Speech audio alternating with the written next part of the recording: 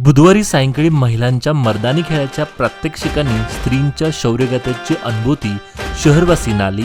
150हून अधिक महिला व युवतींनी हातात तलवारीने दांडपट्टा घेऊन शौर्याचं अनोखं दर्शन घडवलं।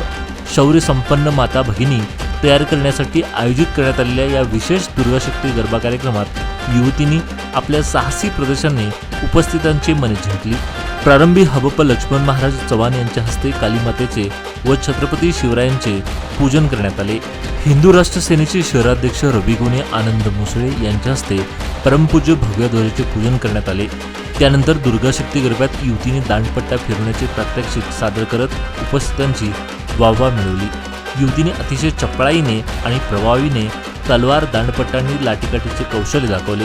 तलवारीच्या आणि दांडपट्ट्याच्या फिरवण्याने वातावरणात एक वेगळीच ऊर्जा निर्माण झाली।